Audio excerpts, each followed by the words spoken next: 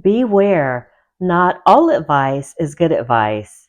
In this video, I'll discuss what to look out for when seeking advice, and some of it may surprise you.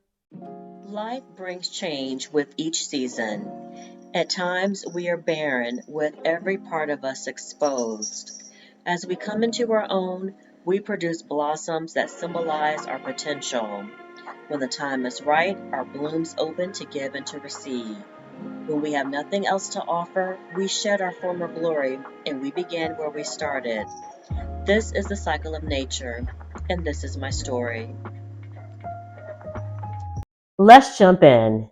At some point in our lives, we need to make important decisions, and what we may be up against may be beyond our experience level. So it is quite natural to seek out people in our inner circle to get their input and advice on what they think we should be doing.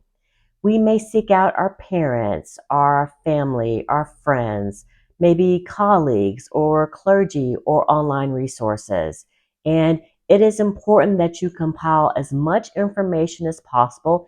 And there's some things you need to be aware of and to consider when seeking the advice of others. Our decisions can have a big impact on the quality of our lives and the direction of our lives and should not be taken lightly by any means. Let's take a step back and consider why we seek advice in the first place. Number one, we perceive a lack of experience on our own part.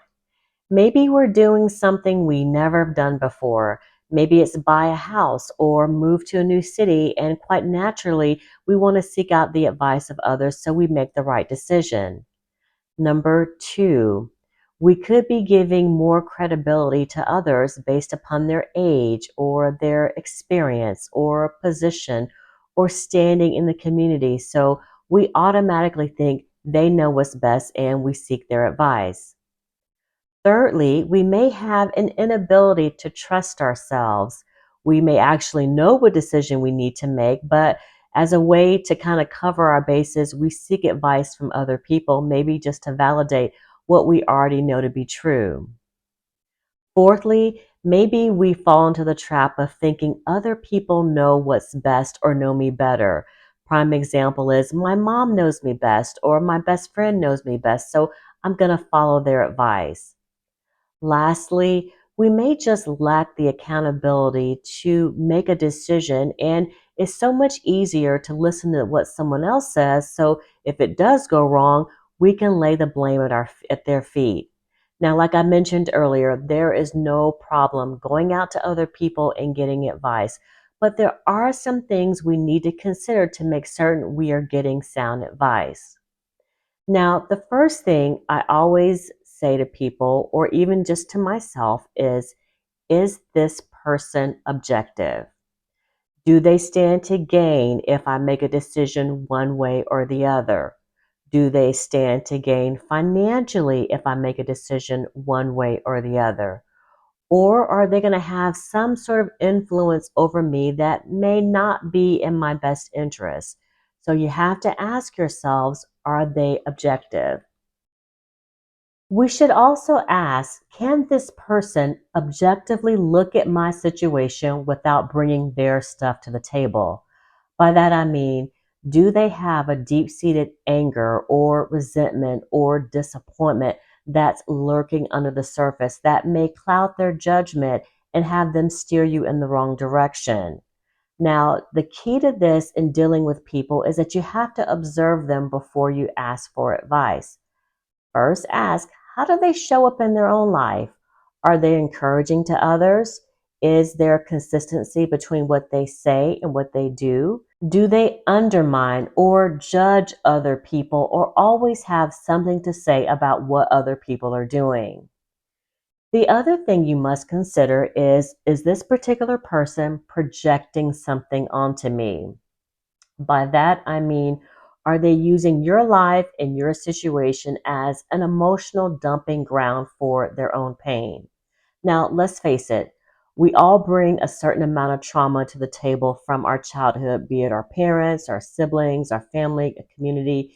It's there, and you want to make certain that that's not what we're interacting with when we're seeking advice. We all want our family and friends to want the best for us.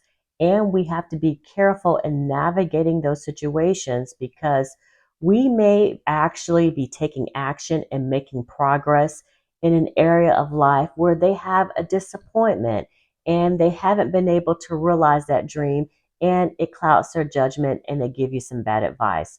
So be wary about who you're dealing with when you ask for advice. Now, a good example of this happened to me a few years back when I was working for an educational company. We were all gathered together in a group where we get what we call coaching from various, leaders in the company. And I was interacting with our center division manager. This person had worked at the company for over 2 decades. They'd held various positions. And so in this interaction, the center division manager said something to me about myself. And I just stopped and I listened. I just let it sink in, and it went completely through me. And the reason why that's so important is because, like, I didn't get angry, I didn't get mad, I didn't have any sort of visceral reaction. And typically, when someone says something that's true, I'm incredibly defensive, I'm very reactive. And this time it went right through me. And I said to her, "No, that's not true." And she says, "Oh, yes, it is."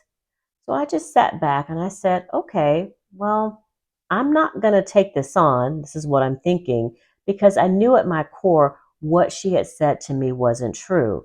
And if I had not had like a strong connection to my inner self and really knew how to check in with myself, I would have began to live and operate in the world as if that was true. And that would have taken me my life in a direction where it had no intentions of ever being. So you really have to be careful.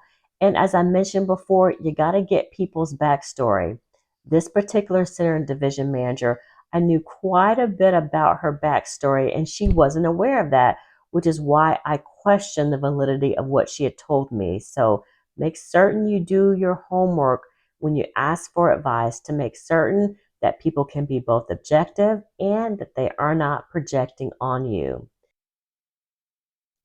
Beyond taking potential advice givers through the litmus test I just mentioned, it's important to connect with your internal guidance system. Why? Because you know you the best. Don't outsource your decision making. It's your life, so get used to running it. Your intuition or gut feeling doesn't lead you wrong. It's the God given natural mechanism put on the inside of each of us. So use it. Trusting yourself builds confidence in making decisions for your own life without outside influences. Just to recap, two things you need to consider when you're getting advice from other people. One is, does it feel right? I don't care if it's your mama or Mickey Mouse giving you advice. Check in with yourself, asking yourself, does this feel right? And then, secondly, consider the person who is giving you advice. Is there some sort of hidden agenda that may be there that may have them steer you in the wrong direction? Thank you for joining me on today's video. I hope you found this helpful. I would love to hear from you, so please drop me a comment. Until next time, take care.